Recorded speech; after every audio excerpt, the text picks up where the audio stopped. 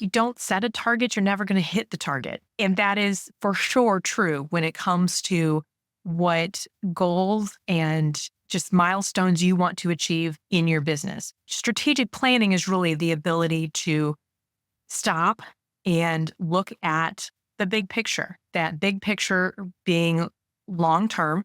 For strategic planning, you should always have a plan for 12 months and then also that longer term plan. Maybe it's 4 years, maybe it's 10 years. The planning is essentially setting some goals, setting not just the goal, but the steps to get to the goal. What are those mile markers that you need to achieve in order to get to that ultimate goal?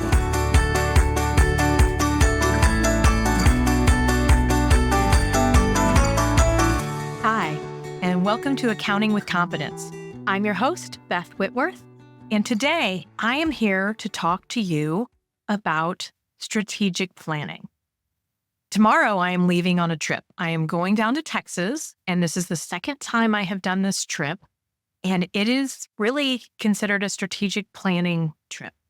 So I'm part of a membership that includes this summit experience for those people in the membership, where they essentially come to whatever city in a resort, typically, where they spend 3 full days doing strategic planning for the coming year. And I had such a great experience last year doing it. It was mentally overwhelming a little bit because there was so much you had to go through about what are your goals and why are they your goals? What areas of your business are you struggling in? Maybe it's areas of just your life in general. And I went through that experience last year in October. And it was one of those things that I thought, okay, I'm going to go do this. And I am going to take that time to really set myself up for success in 2024. And I did it. And after that, I started working with a coach who could hold me accountable to my plan. And we have touched base on that plan regularly all year long. So I know exactly kind of where I am. Am I going to achieve this goal? Am I going to achieve that goal? What should I be focusing on for next year? So tomorrow morning, I'm leaving. I'm going down to Texas. We're going to Frisco, Texas this time. And the conference actually starts on Thursday morning. So we work all day Thursday, Friday, Saturday. And it's a group of like-minded people. Essentially, it's a bunch of accounting firm owners or bookkeeping firms or similar type of businesses who come together, and we're kind of put into some groups that we're working on similar things. So it's moderated by someone from Woodard, and we have this great experience of being able to talk with other people from our industry to gain insight, to maybe get some ideas. So let me backtrack. Since I'm going to go do this summit strategic planning trip, let me talk about what strategic planning is. So for many people who have started their own business, they don't really have a background in actually how to run the business. Maybe they got a business degree, but a business degree does not actually teach you all of the practical things that you need to know about in order to run your business. And strategic planning is one of those things. And it is essentially the ability to look forward. So maybe you're looking out 12 months. Maybe you're looking at 4 to 5 years. Maybe it's 10 years. But there's need to look at each of those stages and have a plan. I think I mentioned in a short episode recently that if you don't set a target, you're never going to hit the target. And that is for sure true when it comes to what goals and just milestones you want to achieve in your business. So strategic planning is really the ability to stop and look at the big picture. That big picture being long term, which for accountants, long term is considered anything more than 12 months. But for strategic planning, you should always have a plan for 12 months and then also that longer term plan. Maybe it's 4 years, maybe it's 10 years. And it depends on really where you are in the life cycle of your business. But the planning is essentially setting some goals, setting not just the goal, but the steps to get to the goal. What are those mile markers that you need to achieve in order to get to that ultimate goal? Because strategic planning is not just a short-term goal. It's something long-term. A lot of times it's a revenue goal. Well, you're not going to get to that in one day. You have to know, what things do I need to do? And so that's what strategic planning is that you're not only setting the goal, but you're setting the steps to get to the goal. The next question would be, why do it? Well, like I said, if you don't set a goal, you're not going to reach a goal. Or if you do, it's purely accidental. So what I like to say is I've grown the most when I have actually set some goals, and whether I've achieved them or not, I've set them and monitored them. So that is the piece that the strategic planning has built into it for me in the format that I've been working on it in the last couple of years, is that there's some check-in points. And how are you doing on that goal that you set? Do you need to tweak it? And why should you do it? Well, so that you know where you want to get to. Do you want to be retired in 10 years? Do you want to be retired in 5 years? Do you want to retire next year? If you don't set the plan on what you need to be doing right now to get to that goal, you'll be focusing on the wrong things all year long, maybe for multiple years. And I will admit that that has been something that I've probably done. I've been focusing on the wrong thing when really I want to be here, and I should be focusing on the steps to get me here every single year, every single month. So that's why I do it. It's not something, like I said, that is necessarily practically taught in school. It's probably taught in a very broad theoretical type of structure. What I'm here to talk to you today about is how to actually put this into a practical plan and where to start. So my first tip on where to start is to enlist help. So for me, it is that I had found this organization that has this membership for accounting firm owners, and they offer this type of trip each year. And so an annual planning conference, essentially. So for me, that was the help that I needed. But since then, I have discovered that you also need to enlist help from others.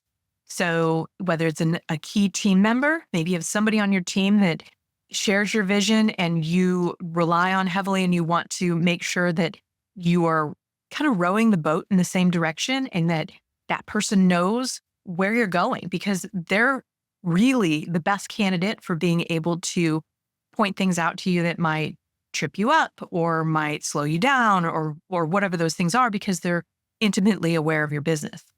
Other people to enlist is if you have multi-owners in your business, you find someone else, your partner or another shareholder, another management type position, who shares that same belief in planning, because you really need to believe in planning in order to do the planning. And you can use that person as a sounding board and get to help lift those visions up. You can also get a coach. A lot of places have business coaches, and they help you for exactly that reason, help you set goals and help you define how to achieve those goals and hold you accountable. But if you don't have any of those people in your world, or you can't afford to hire a coach right now, find a friend. Maybe you have a friend who's also in business somewhere and they don't have a sounding board either. Well, form your own accountability group and talk to each other about your goals and hold each other accountable, and meet and set your goals together, schedule some time. And by doing that, you then have built in this person who's helped you set your goals, and you've helped them set their goals. And now you can both essentially move forward and grow from this, even though you don't have other people on your team, or you don't have a coach or whatever. You still can have this group or this friend who can just be a part of it with you. And that makes a huge difference. The next place to start, or the next thing to do, is to review your current plan if you have one. If you have a current plan, you're going to want to go back and say, okay, which goals did I reach? Why? What things did I do that made me reach those goals? Maybe you had some incremental improvements in your time management, and that's what helped you achieve your goal. Maybe it was that you made some strides in your marketing plan, and that's why you got to your revenue goal, et cetera. So you need to really look at what goals did you reach and why? How did you get there? You also need to look at what goals do you think you're going to reach? So most often, you are not doing strategic planning after the year has ended. You are doing it so that you can prepare and be ready for the beginning of the new year. So that means there are some goals that you may still be waiting to get to. Revenue goals would be your biggest example of that, where you're working on in October or you're working in November on getting your plan together for the next year. You haven't finished the year.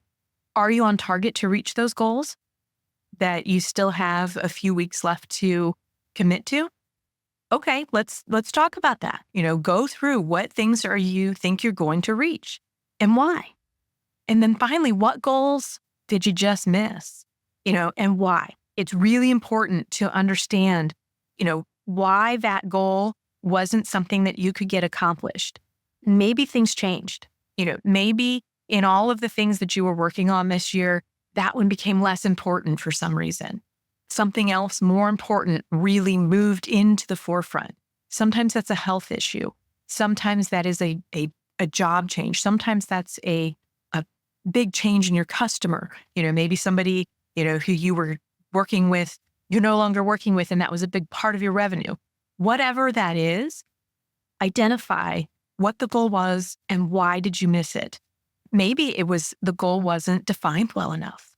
That really is a reason why you can't reach a goal.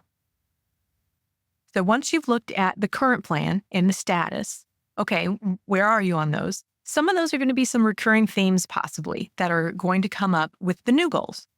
So you're going to look ahead at next year and you want to start with, where do you want to be in the next 12 months? Where do you want to be a year from now? You can look at it in terms of the number of hours worked. Maybe you want to reduce that significantly. Maybe it's vacations taken. Maybe you need more time off and you want to make that something that is a priority in the coming year. Maybe it's a revenue target. That's almost always a goal for people. Most people do not want to just settle for, the same revenue year after year. There's always a need to increase that revenue because costs are always increasing. But there are some people who are on a strategic growth plan, and that revenue target becomes a very important part of what they want to achieve in the next 12 months. Maybe it's the number of people on your team. Team growth is typically something that can be focused on as far as, where do you want to be in 12 months? You want to have one more person on the team. You want to have two more people. Maybe you want to have another level in your management team, something like that. Those are things to be considering. Maybe in the next 12 months, you want to have a different level of stress and anxiety. You want that to be reduced. And that is something that in 12 months, you were hoping that this is going to be different. We don't want it to be the same. There's even things to look at in terms of your hobbies. Progress in your hobbies. Do you want to get better at a sport? Do you want to get more projects completed? No matter what type of hobby you might have. Maybe it's travel. Maybe it's gardening. You want to increase the size of your garden or have more things grown in your garden. Any of those things are things that you should be looking ahead at in the coming year. Where do you want to be? Now, this is a very broad, there's a lot of categories here. This is very broad. So you have to narrow it down. After you've looked at all these things, you have to narrow it down. And sometimes what I have found is that working on one area actually impacts a bunch of the other areas. So for example, last year, one of my main goals was to reduce my stress and anxiety. And that was probably the key goal, is to have fewer anxiety attacks, to feel more in control of what I was doing, when I was doing it, less overwhelm. And I tackled that first. And once I did that, it impacted other areas of my work. I was more productive, which meant I could get more things done and work towards some of these other goals. I improved my health so that I felt more rested, and I was exercising and was doing things that overall made progress on other goals way easier. So sometimes you can pick one of these goals, and just working on that one will impact so many other areas of your life, even if those weren't one of your main goals for the year. Now, once you have looked at all of this stuff, you need to narrow it down. And I would say you don't want to take on more than 2 or 3 goals. So what I found in planners, in any type of organizational stuff, there's usually places inside of these planners to list your goals. And in fact, I use Michael Hyatt's Full Focus Planner. And I believe in the front, there's a place to list like 9 or 10 goals. And for the year or for the quarter I'm not sure what the time frame is. I'm here to tell you, do not choose 9 or 10 items to work on in one year. 2 is probably doable. 3, maybe, depending on what type of goals they are. And then you might have some smaller goals. I mean, one of my goals this year was to finish some quilting projects. And that wasn't something that was earth-shattering. It was not something that I needed to happen in order to grow my business or any of those types of things. But it was something that was weighing on me, and I wanted to kind of put that on the radar. So you might have some minor goals that you want to include, but don't come up with, 8 to 10 goals in your business that you want to accomplish in one year. I will tell you that you will be overwhelmed and you won't have enough time to really accomplish everything. The other thing is, when you narrow it down, is to not make them too easy. So if you make goals that you can reach in the first quarter of the year, then you probably didn't make it hard enough and you're not stretching. So you need to really look at things from the standpoint of, where do I want to be in 12 months? And kind of go big. Go big enough to say, okay, this might be hard to do. I really need to think about what steps I need to do to get there. So, everybody always looks at the beginning of the year and thinks about health goals, maybe weight loss goals. And if you say, well, I want to lose 5 pounds next year, and you do it all in January, you didn't stretch, unless you only had 5 pounds to lose. But I would say you really need to set something that is going to challenge you and that you need to think about. Because part of this planning, if you plan for something that you can accomplish very easily, then you're not probably reaching far enough. Okay, so we've looked at last year's or the current plan. We've looked at where we want to be in 12 months. We've narrowed it down. Now, what should you do next if you're working on this strategic plan for the coming year? I would say the next step is to document it. So writing things down tends to make them real, and it also solidifies them a little bit. So you want to document the steps, and you want to make sure you are documenting how are you going to get there? What tasks need to happen? And get a little minute on this, every step that needs to happen. Because if you're missing something, that needs to happen first before you can get to the next step, then you will struggle because you're missing a piece.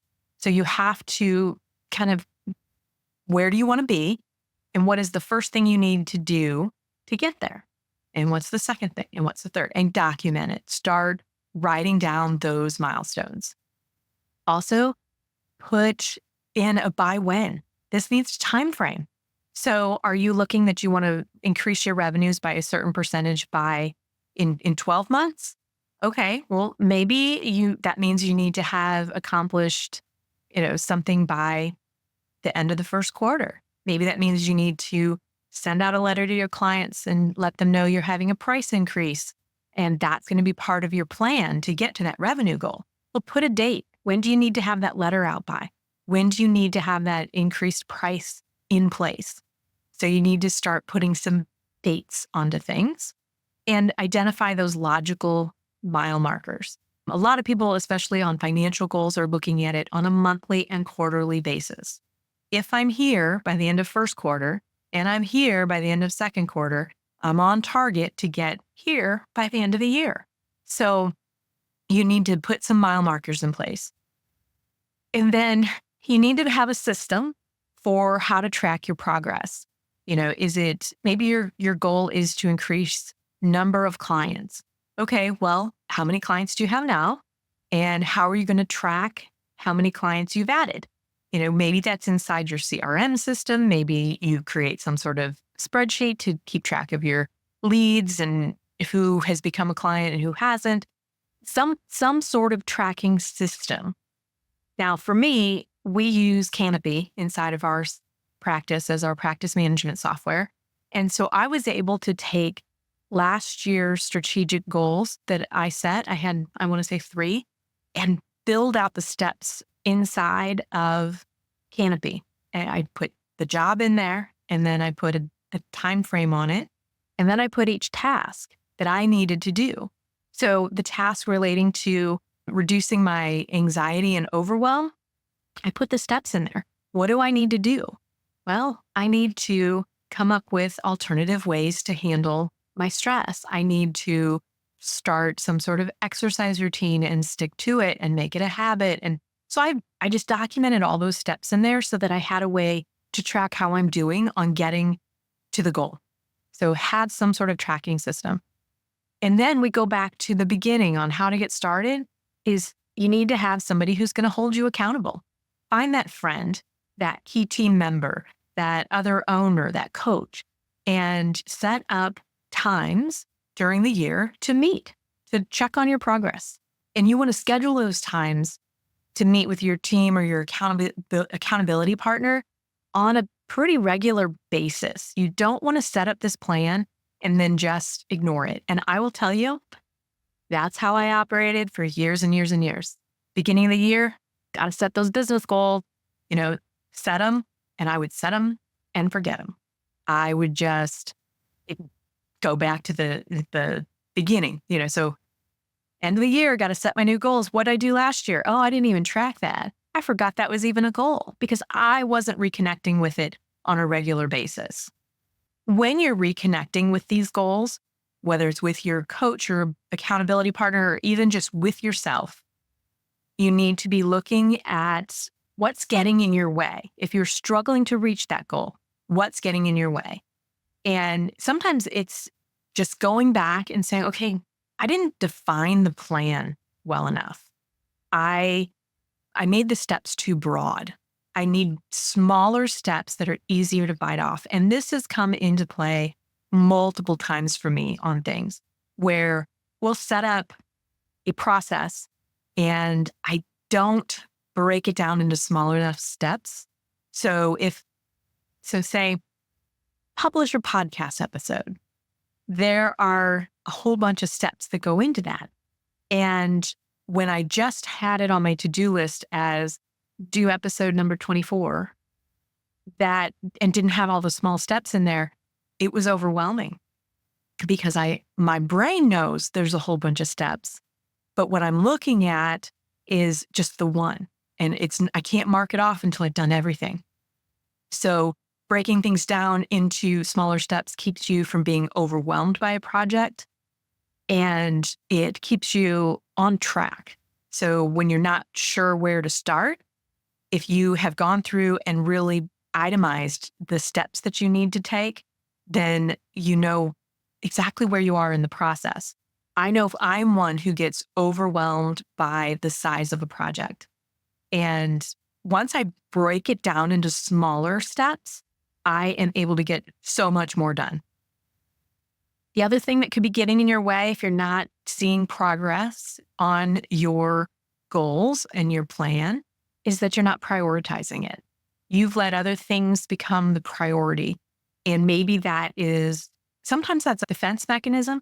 You're scared of reaching the goal, or you're a little scared by what things you need to do to get there. It's that stretch part of it. And so you prioritize things that you're more comfortable with, and you start procrastinating those things that maybe you aren't comfortable with, or that stretch you or challenge you. So I would say sometimes when we're not seeing progress on goals, it's because we are mentally refusing to make it a priority. And then there are sometimes those cases where you had chosen a goal, as we're doing this in probably, fourth quarter of the year before, and you find out it's just the wrong goal. You were focused on the wrong problem. Maybe something significant has changed. Maybe something has made it more clear to you that it wasn't a revenue problem. It was a team problem. It wasn't a client problem. It was a process problem. It was a software problem. Whatever it was, that you were focused on the wrong detail. So when you put that goal in place, you were focusing on something that you thought was the underlying issue that needed to be dealt with. And it wasn't. So for me, one of the goals I had this year was a revenue target. I wanted to increase revenues by 15% for 2024. And we were kind of sailing along, and we're getting there. I was going to do it. And then mid-year, we had a major setback. And what I realized is that setback was actually the thing I should have been focusing on. Having a significant amount of revenues tied up into one client, if something happened to that one client, it could actually throw you into a financial issue. That was the problem, so the issue was that I needed to build up my client base to offset, this one client that had a significant portion of our revenues tied up in it. And I didn't. Instead, I'm like, oh, let's plan on this always being there. And that was not the right way to go. So it wasn't that I didn't need to increase revenues. I have that growth goal in mind, but I should have been looking at the makeup of my client base more so than the percentage increase per client, or et cetera. So now I will also tell you that a main thing when you are checking in on your progress regularly is celebrating along the way. So if you are checking in and you are finding that you have made progress, you're on target, or you've made little strides that are improving things in your business just by having this plan in place, celebrate along the way. Give yourself a pat on the back. Do something with your team. Do something to recognize the fact that you've set a plan and you're working towards it. So celebrate it. And then along with checking in regularly, I would say pre-schedule those meetings for the whole year. So that kind of forces them into that prioritization column. Because if you know a meeting's coming and you are meeting with a key team member, a coach, a friend even, you want to be prepared. And if you're like me, I hate to reschedule a meeting because I then have to find time on my calendar again. So I like everything pre-scheduled for the year. And then also I know that even if I procrastinate to the last minute and getting my statistics up to date or checking on progress of things and metrics and whatever, I will get it done for that meeting. And that is my motivation to work on it, to check on it, to look at it. So pre-schedule that stuff for the year. And I cannot emphasize enough in finding someone to connect with on this. And maybe you're connecting with somebody on your team, so you're focused on your own goals for your business. But if you're focusing with a friend who has their own business and your own business, you can bring so much to each other. I used to be a part of a group. There's like 4 or 5 women. We all had kind of different different goals and different types of businesses. And it was so neat. We would meet at my office about maybe every couple of months or quarterly, and we'd talk about our goals, and we'd do vision boards together, and we'd really just bounce ideas off of each other. And they weren't clients. They were not family members. It was just a group of women that we would just get together and support each other. And part of what we were doing is setting some goals for the year. And we may have met through kind of creating some health goals, but we all had our own businesses at that point. We all had something we were trying to accomplish, and having that connection over the years and during those months as you're trying to accomplish goals, and having somebody who kind of was there at the beginning was very helpful. So I cannot stress that enough. All right. So we've kind of gone through all the things. And so let's wrap this up. And I would say there's just a few things to consider as you're looking at this. You need to commit to setting and tracking at least one business goal and one personal goal each year. Just one. So maybe it's my quilting hobby. Maybe that's getting those projects completed as my one personal goal. Business, maybe it's, that revenue target, whatever it is, one of each. So commit to that. Now, second, I would say schedule plenty of time to brainstorm all the things you need to do to reach your goal. Like I said earlier, when you make it too broad and you don't have well-defined steps to get there, then it's overwhelming and you don't have a good place to start.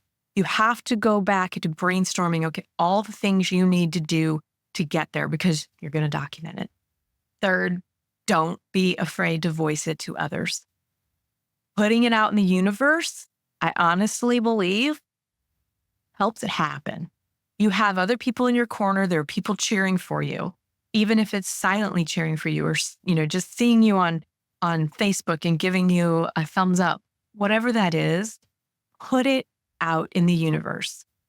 Keeping it all inside and never sharing what your goals are with anyone tends to make it much harder to accomplish. And then always, always, always be ready to celebrate. This is something that should be celebrated. Setting goals and achieving goals, it's something that when it happens and you've accomplished something, you should celebrate. And it doesn't have to be go spending a ton of money. It doesn't mean you're going to go, fly to Jamaica for a week-long trip.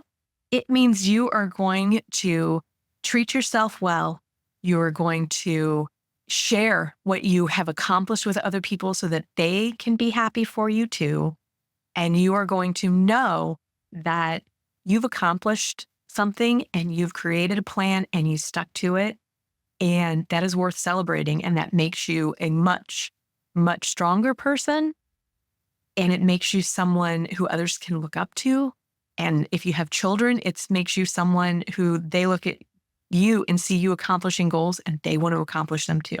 So be ready to celebrate and let others know about it. Okay, that's all I have. I'm hoping that this is finding you in a mode of getting some goals and plans together for the coming year. And I want to hear all about them. So please leave me a note, send me a message, connect with me. I want to hear it all. All right. That's all I have for now. I'll talk to you next time. Bye-bye.